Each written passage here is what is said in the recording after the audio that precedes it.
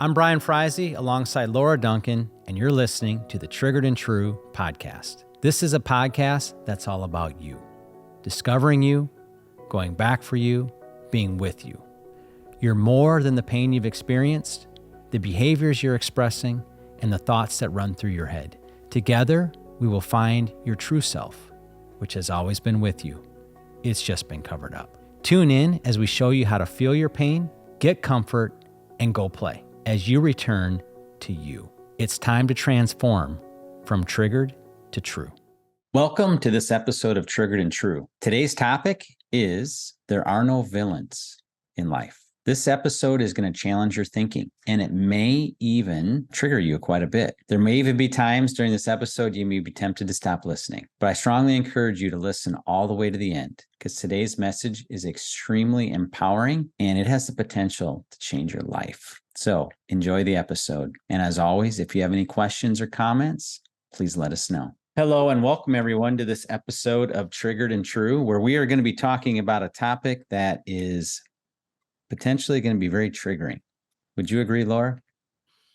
Many times this topic is triggering.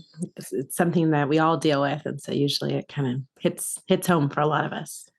So I called an audible on Laura. This was not going to be the topic that we were planning on discussing today, but it's kind of been burning within me.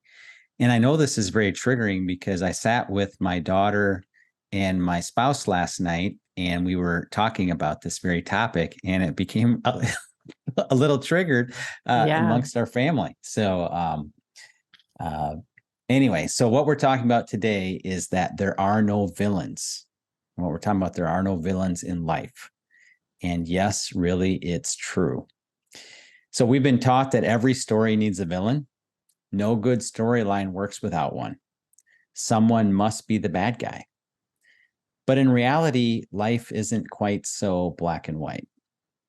Oftentimes, the line between villain and hero, villain and helper, villain and whatever else is quite blurry. And in reality, there are no villains, but what there really are is a world filled with hurting people that tend to hurt other people, that tend to in turn hurt other people. And we have this kind of cycle that goes on that seems never ending, but a lot of what we're doing with the compassion method is to end that cycle of hurting people. It's kind of a byproduct. It's not the goal. The goal is to take care of our own heart, to discover who we are, who we were created to be. And as a byproduct, guess what? We're going to be hurting less. And if we're hurting less, we're likely going to be hurting. We definitely will not be hurting other people to the extent that we do today. So we'll talk about why this is so triggering, and some of you can probably already imagine why. So Laura, first question for you is why, as it pertains to taking care of one's inner world, is it so important to recognize this truth that there truly are no villains? Yeah. So many of us spend our whole lives blaming the villains in our lives, and they can change from season to season. But a lot of times they'll have certain characteristics that are painful to us based on our own story, based on our own early childhood development. And when we spend that time blaming others and even justifiably blaming others, because we have been justifiably wronged by others, we end up not being able to take care of our own internal world. And not being able to take care of our world makes the villains in our life very powerful because we are weak or empty inside of ourselves. And so whatever actions someone else is doing towards us, especially painful actions, is going to feel really big. It's going to make that person in our life feel 20 feet tall. And it's going to make us feel very, very small because we haven't taken care of what's going on inside of us. And that's why when we do take care of what's going on inside of our internal world, we no longer have the villains in our life, or we no longer see the villain in the same way. Yeah, I think what you said about the 20-foot tall, when we're triggered, we've talked about this before, when we're not in our right mind, when we're not clear-minded, tender-hearted, and at peace, when something has knocked us off our game, the bigger that reaction, the littler we are, and the bigger that other person becomes, which is part of why it's so easy to make them the villain, because they get all of the focus. They take up the whole screen, so to speak. Yeah. And so why is this so difficult to do for people? to kind of turn off this trigger or to turn off this need to have a villain? Well, I mean, there's multiple layers to it, but one of the big layers to it is if we let the villain off the hook, if we say there are no villains in life, then the pain that we experience no longer becomes relevant or validated, because it says that if there's no villains, then your pain doesn't matter. And so that's what I think triggers us at the core, that if there is no one to blame for the things that justifiably happen to us and hurt us, then we're letting that person off the hook, and that person can hurt us without our pain being taken care of. And I think the blame helps us be able to, the judgment, the blame, the villainizing of a person helps us feel like our pain is valid. A couple thoughts I had while you were saying that were people would feel that their pain's not legitimate. Yeah. Because if there isn't a villain, is there really any pain? Exactly. Well, the answer is yes, there still is pain. There is still pain, but no, Yes. Exactly. That would be the reasoning behind it, that if there is no villain, then there is no pain, but there is still pain, regardless if it's justifiable or not. I think the other thing that comes up is the only way a person thinks they're going to get comfort is to blame the villain. Yeah. So if they stop blaming the villain, they're basically saying, I can't comfort myself. Why is that such a double-edged sword? Well, it's a false form of comfort to blame. It gives us a sense of when I blame another person for my internal world, it gives me a feeling of comfort, even though I actually never get comforted. It gives me a relief of somebody is right, somebody is wrong. What they did to me is wrong, so therefore I feel safer in that. But when we don't take care of what's going on inside of us, and we're not able to connect with why it really bothers us, what's really going on inside of us, it keeps us neglected. It keeps us not being able to get the proper comfort that will actually heal. One of the things I've heard you say in the past along this lines is it's not fair to have a villain. It's not fair to your heart. Mm-hmm. So, and you kind of just hit on a little bit, but do you want to just expand on why it's not fair to create a villain? Not fair to yourself? Yeah, to ourselves, exactly, because it keeps us trapped. It keeps us haunted by that villain. I've seen multiple people that don't even have that person in their life anymore, but on a daily, weekly basis, they're being haunted by that person's behavior, haunted by how that person made them feel. And so it's not fair to our heart to continue to blame a villain and not be able to take care of the wound that's there that probably happened long before that villain ever was even part of your life.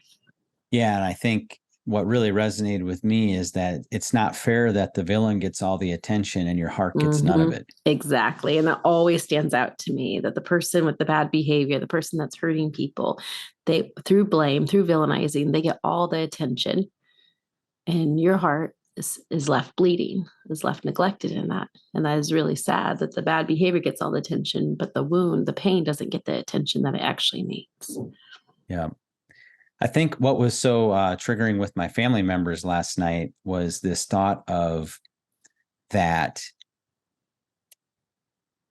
if you don't have a villain, you kind of make yourself a doormat. Like if there's not a bad guy, you're almost like you're condoning their behavior. And like you're a victim to it. Yeah, you're a victim to it, and that their behavior is okay. You're saying their behavior is okay if you don't make them a bad person. Yeah. But what we kind of know is that what someone does matters. We know that if they're doing something hurtful, that matters. But what they're doing is not who they are. Exactly. And that is the personalization of the villainization, is I need to have a name, a person to blame, to be able to feel okay that I'm not a victim, that I'm not being taken advantage of, that I'm standing up to somebody. And if we think that's who the person is, if we think the villain's actions are who they are, then we are going to be judged in the same way, because we are going to be seen in the same way that we do the things that are wrong. And shame says that what you do is who you are, versus I do things that are wrong that can make me look like a villain, but who I am internally is not a villain. And that changes it both for how we see others, but also how we see ourselves too. Similar to this, we had the podcast that was actually one of our most popular podcasts ever on manipulation and narcissism. And along the lines of what you just said, I always really dislike when people label someone a narcissist or a manipulator or whatever, because it feels like it's kind of like saying that that's who they are. Mm-hmm. It's like, well, they might be doing something that's narcissistic, but that's not who they are. And to me, it's almost kind of like making them the villain. Mm-hmm. And then Yep. some words are just so nuclear. Mm-hmm. Like when you call Exactly. someone a narcissist, or you say some real strong word like that in our culture, that's a very nuclear word that you really kind of kill communication. You really Yeah. kind Well, of, I mean, the nature of a narcissist, what people believe to be true, is that it is who the person is and that they can never change.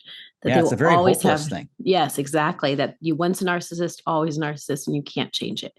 And that's a very hopeless position to be in. It also sees the person's identity as a narcissist versus, like you're saying, narcissistic behavior is, of course, something that's happening all around us that we personally have Yes. contributed to as well. But being a narcissist that can never change and will always be that way really takes away from who a person is. Yeah. Yeah. And I think it really ties back to what we talk a lot about, hitting this again, what someone does matter, but it's not who they are. But if we are judging others in that way, that means we're also doing the same to ourselves. Yep, exactly. You can't not. People want to have a villain and they want to be the hero, but you can't villainize others without becoming the villain yourself. Yeah, at some point in that storyline. Mm-hmm, exactly. Yeah.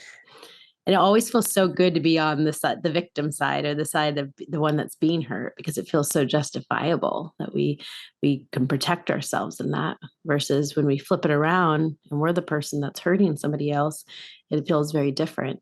To be the villain versus to have a villain in your life are two very different things. Yeah. Kind of our family conversation last night too kind of went back to boundaries.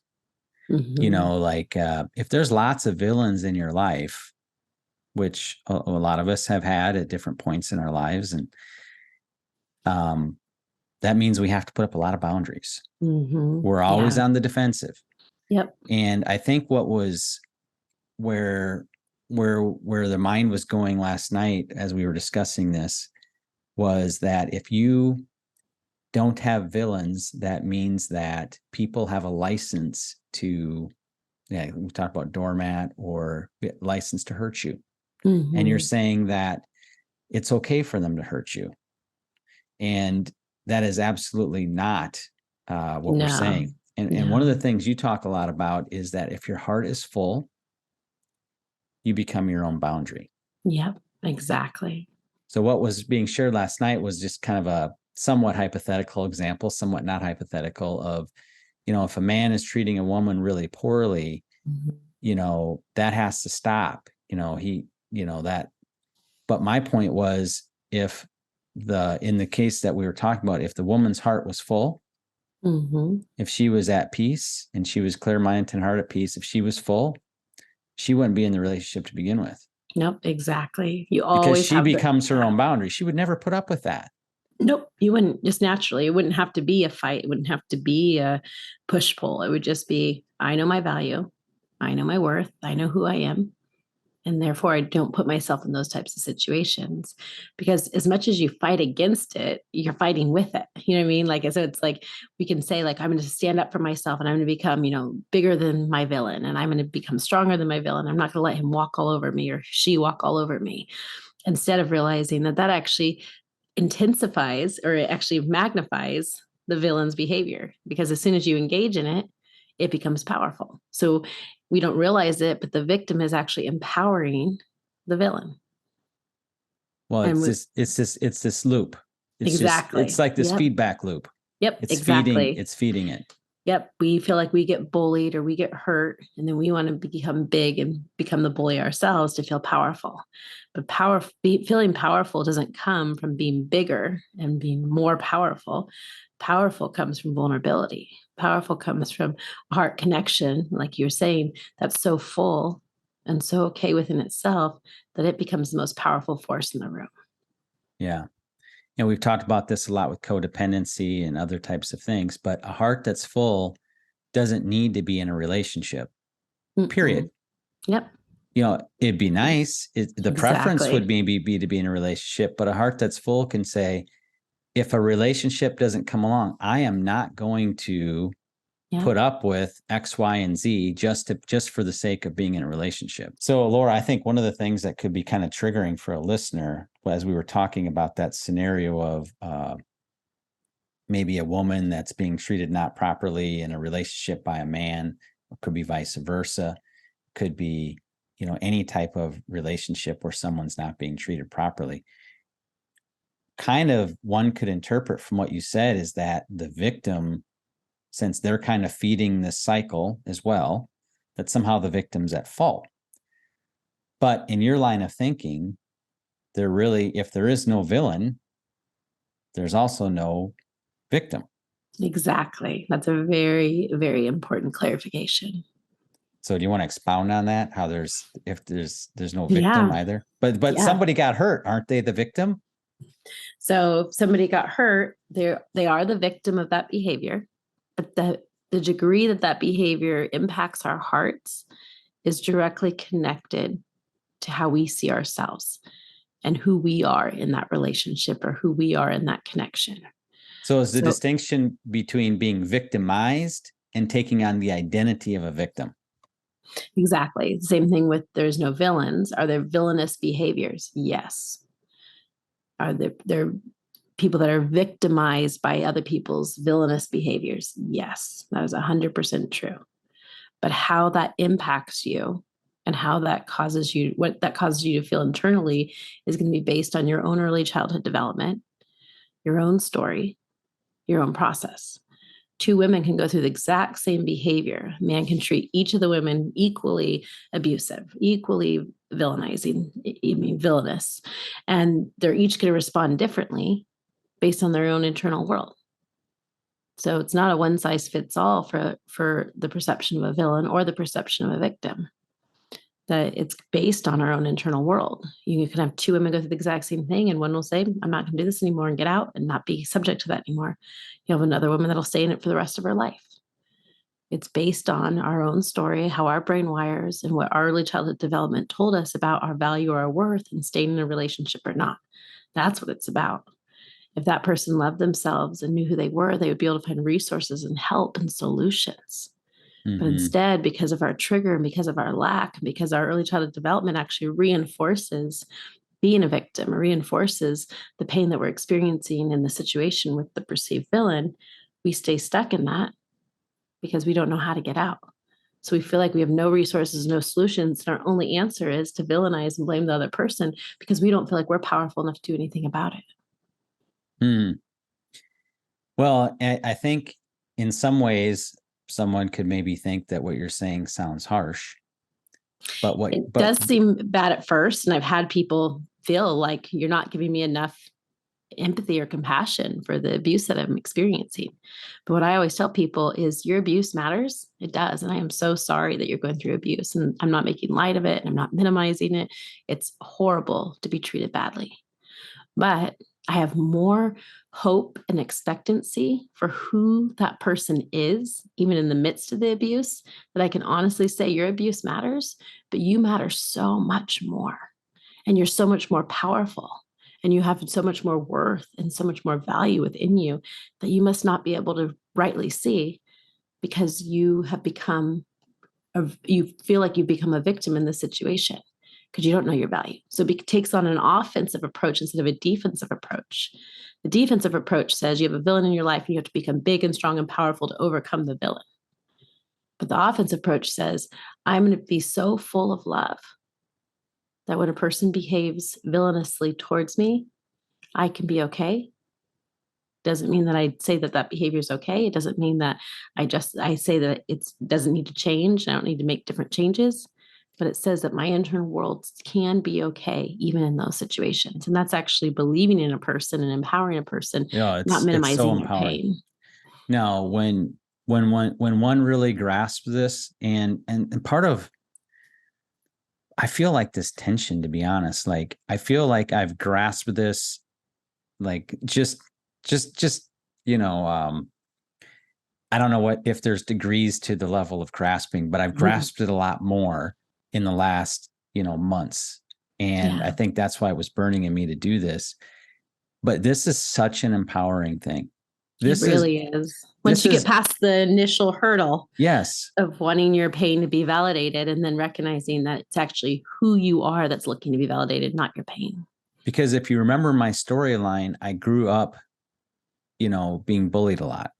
And that was part of my story. And in the episode where I share about that, I think it's 18, my bullying experience, it wasn't so much that I was bullied as a kid, it was that I was alone in it. And my parents weren't, I didn't have an adult that could be with me in it. Exactly. But in my life growing up, the bullies were always the big people in the room, and I was the little one. Yeah. And I had a scenario where not too long ago, there was a bully in the room. I'm an adult now. Okay. So this was another adult in the room. Yeah. And the adult was triggered. And the adult was kind of that, type A, take charge personality. And that person was very triggered, and was, in effect, what was happening is they were doing some bullying.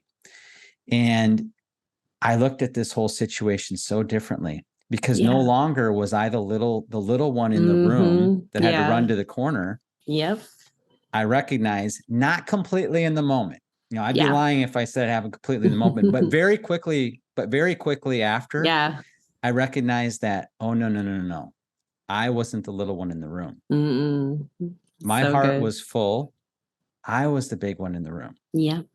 The person doing the bullying behavior was the little one in the room. Yeah. I was the big one. They were the little one. They can't hurt me because my heart's full. Their behaviors. Is it my preference to be in a room like that? No, of course not. Yeah. But I could be in that room and be okay, because it'd still be you. I knew what was going on. I knew, hey, this person's just triggered. And what happens when you're triggered? Oh, you go into your child brain, you go into your amygdala. This person looks like a really old person, but really they're acting like they're 5. Yep, exactly. And if a little 5-year-old was in this room throwing a temper tantrum, would I say that 5-year-old could bully me? No. Would it be annoying? Would I say that maybe I don't want to be in this room? Of course. Maybe it's kind of loud or whatever. But my fight or flight's not going to kick in. I'm not going to, feel all that. And that's the empowering part. Exactly. There's no bullies. Yep. The bully can only affect me to the point where my heart is not full. Exactly. And it's so true. And then what ends up happening as a byproduct of your heart being full, you're curious. You can see that 5-year-old. You can see that when a person acts like that, they're very young, because adults don't act like that. And then all of a sudden, I guarantee you, 10 years ago, 5 years ago, I would have put labels on this person. I would have not wanted to ever hang around this person again. I would have done and you would these have things. saw that person as who they are. You would have seen that person as the bully, as the villain. And that would have been your perception of that person. Right. When in reality, you would have reality, missed who that person really is. Well, in reality, I know this is a very amazing person, because I've gotten to know them in other ways, and I'm able to hold on to all of that. Yep. Recognize that this was some behavior that's not ideal. Of course. But it's definitely not who they are. And that to me is the empowering part. And I remember back to we've talked about this a couple times on our podcast, a video that you shared with me a long time ago of a father and his toddler. Oh yeah. And the toddler was throwing like a temper tantrum. It's a time-lapse video. Yeah. And they kept I don't know how long it went on for, but it almost, even in the time lapse, it seemed like this went on forever, where this little toddler's throwing this fit. He's like really upset. This is like a 2-year-old. Yeah. And he's hitting at his dad, and he's punching and he's screaming and he's rolling around and convulsing and all these things. And the father just hangs in there, just hangs in there. And he's just with, like, he tries to comfort a little bit, but the 2-year-old's not wanting it, pushes him away, screams some more. This whole thing just goes on and on. Yeah. I, as a parent in those moments, probably would have got up, put him in the pack and play, shut the door and left. Yep. But when do our kids need us the most? In that moment, when so many of us, because we get triggered ourselves, can't hang in there with them. Exactly. But what I recognized is, would anybody look at that video and say that father was being abused? No, it's laughable. That's a good point. Exactly. The 2-year-old cannot abuse the father. Well, when you're in a room, when someone's having a real big trigger, even if they're an adult, you know what I'm saying? If you're full within yourself, and obviously we're not talking about somebody brings a gun in the room, is trying to shoot you. We're not talking about they're wielding a baseball bat that you got to get out of the way of or whatever. A true fight or flight. Yeah, exactly. Yeah, a true reason to fight or flight. Yeah. We talk about fight or flight so much. Sometimes we talk about it being bad. No, exactly. Fight or flight protects you from true danger. Yep. If our house is on fire or a burglar breaks in, we want the fight or flight to kick in, because our life literally is in danger. But when somebody comes into a room, for the most part, throwing a temper tantrum or having a little fit, it's more like that little 2-year-old. You know what I'm saying?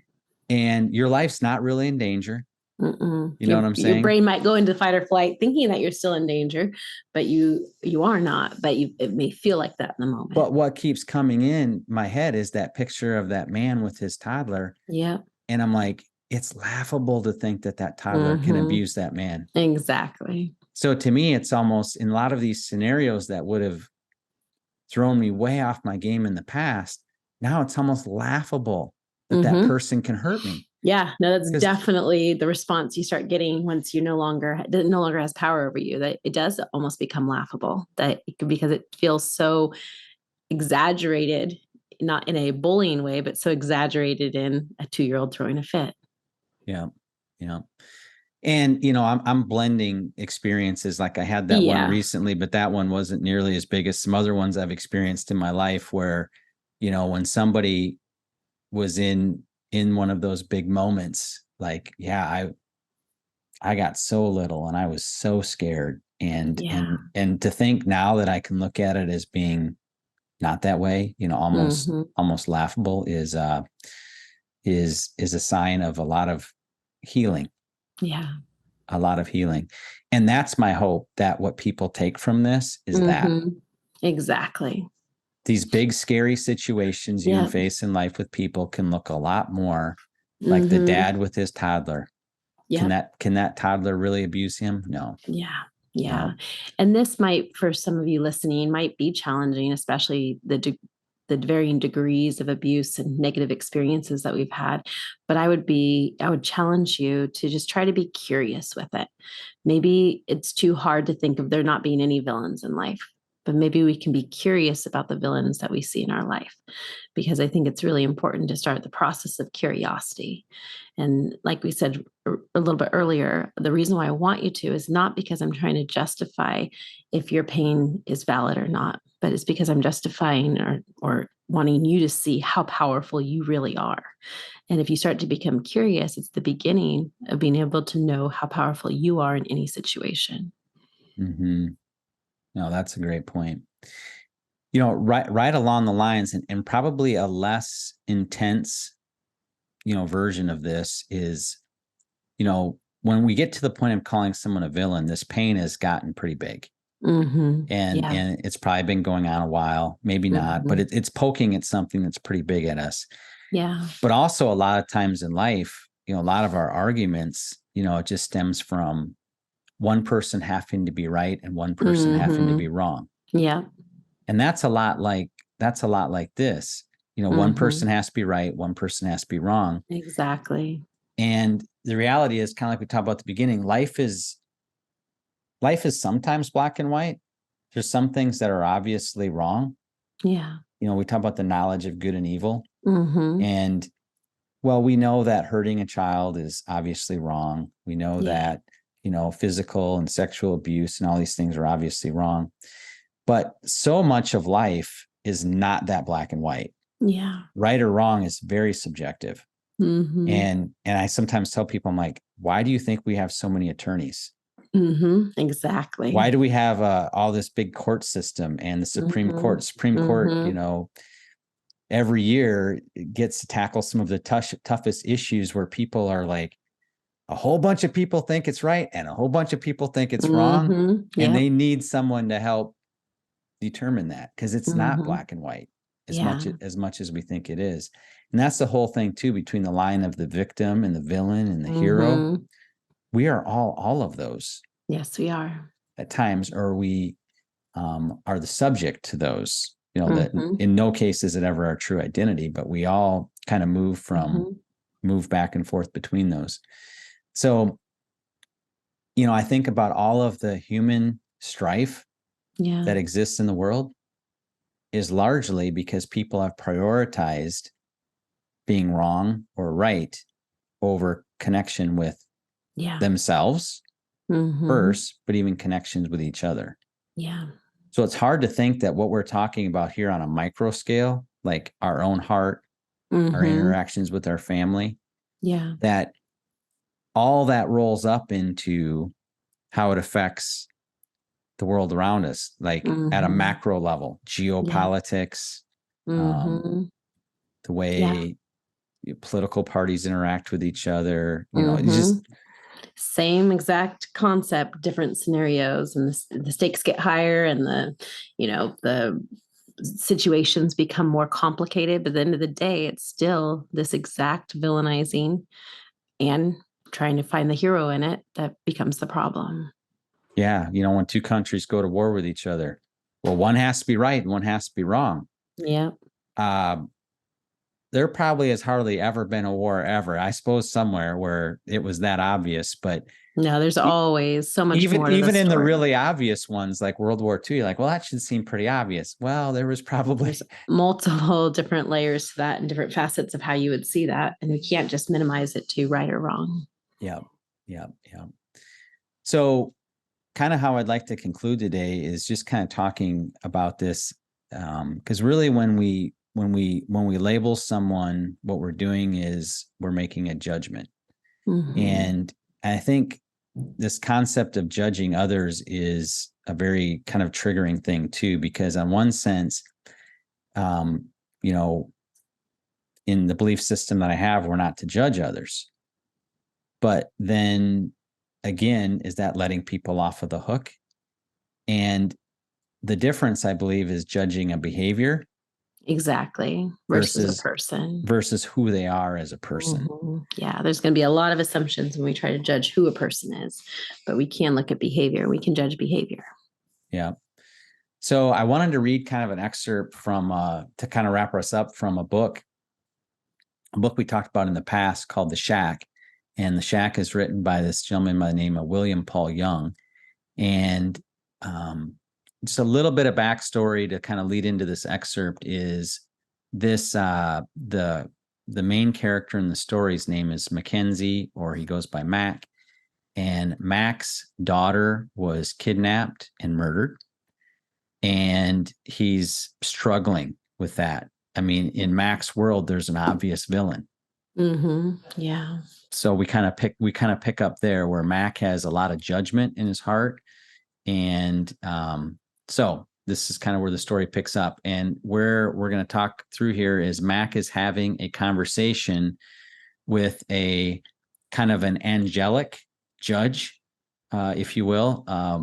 And obviously this is a fictional book, but anyway, here we go. So the judge says, "But you are not on trial here." Mac took a deep breath, relieved at her words. "You will be the judge." The knot in his stomach returned as he realized what she had said.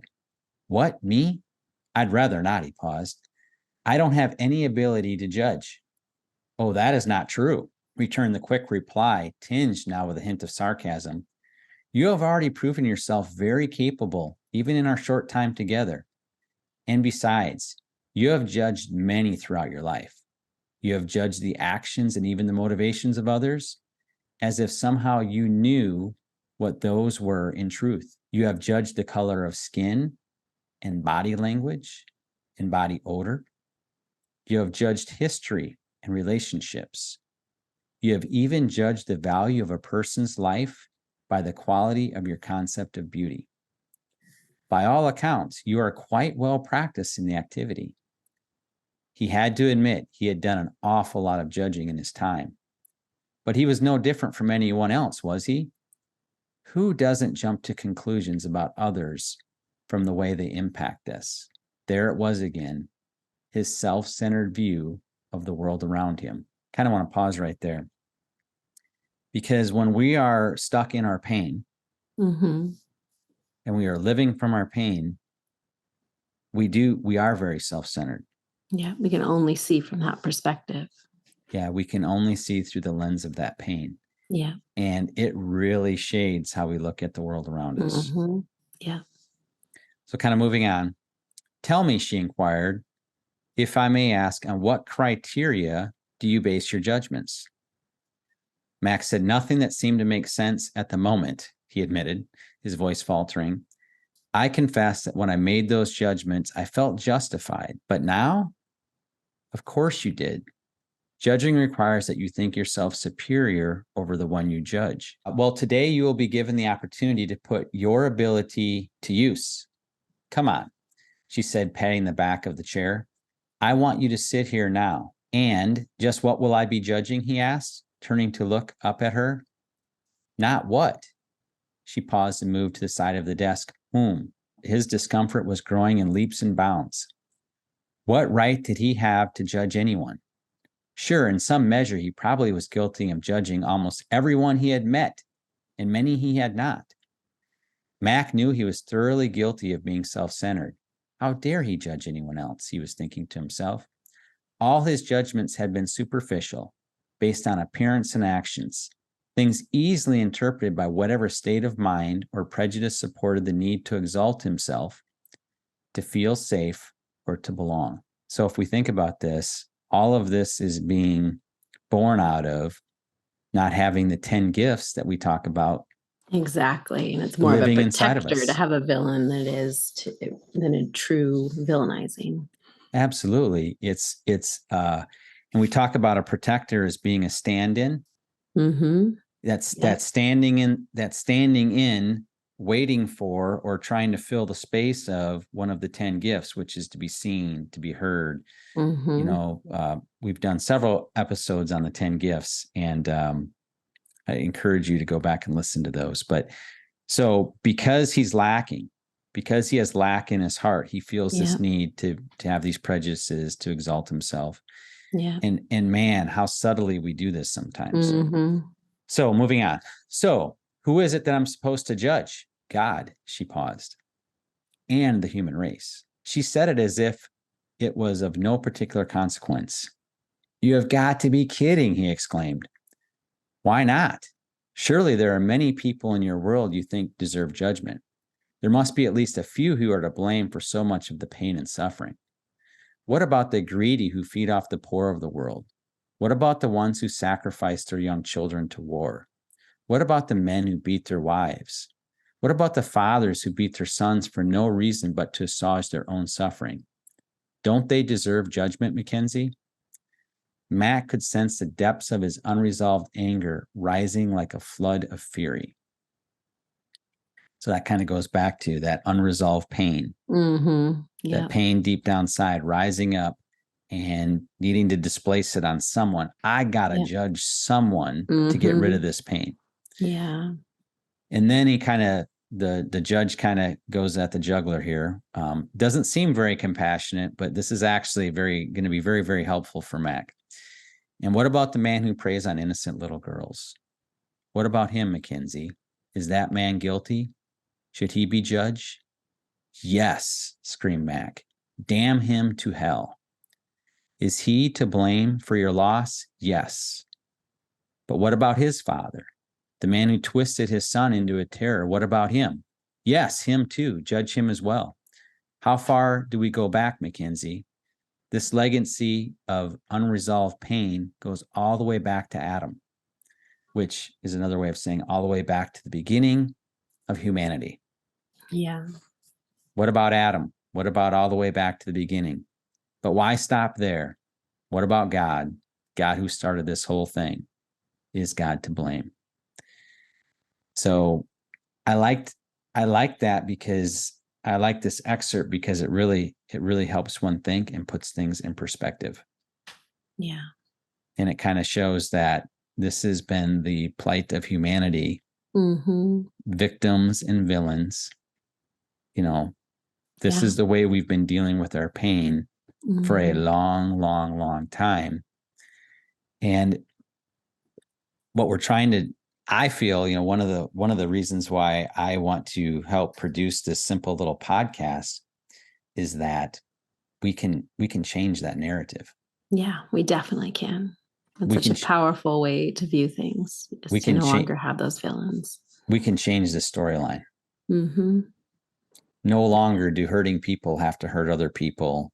Yeah. And because if hurting people take care of the hurt within them, there won't be a need to even have a villain. Exactly. There won't be a need for a victim because we will be full within ourselves. So we talk, you know, everything we do is on such a micro level. You know, with the podcast, we're talking about our individual world, but that's where it starts. Yeah. It starts one person at a time, learning to take care of their heart so that they can become, you know, who they were created to be. Yeah. And as they express and live from who they were created to be, guess what? They're not going to hurt other people. And they're not going to be hurt by other people. Nope. Yeah. They'll become their own boundary. It'll be laughable when the big bully comes in the room because they're like, oh, that person can't hurt me. Yep. Changing the narrative. Bad behavior doesn't get all the attention anymore. Yeah. Yeah. So I don't know. It's kind of freaky to think that big sometimes, but but you know, what I have found though too in life is that the answer to problems is often the simplest thing that you could imagine. Yeah. Because you look at what goes on in the world and it seems so complicated. But if you really boil it down and you recognize where all of that comes from hearts that have not been well cared for. Yep, exactly. All of it. Yep. Well taken care of hearts none of that would be happening. No. Quite an opportunity we all have before us. It's always difficult when it's ourselves. I know for you and for myself, we've talked about in the past, it's hard when it's your own villain, it's your own life story, it's your own trigger, but it's all the more reason to be brave and to face what's going on inside of your world. And you won't regret it, because when you become the most powerful person in the room, because you're okay, regardless of your circumstances, that's when you will be bully proof. That's when you will be villain proof. You'll no longer have the same impact. They will no longer be able to hurt you in the same way because you're okay within yourself. Yeah, it's when you'll be able to keep your love on, so to speak. Yep, exactly. Yep. Your love meter will keep the love will keep flowing. Both for yourself and for the other person. Absolutely. Absolutely. Well, I just want to commend everybody that's obviously listened to the podcast to this point. I doubt many of you just jumped right to the end. And because what you're doing is a very brave thing. Very brave. And you're doing it primarily for yourself, to grow, to discover, to heal pain so that you can discover who you were created to be.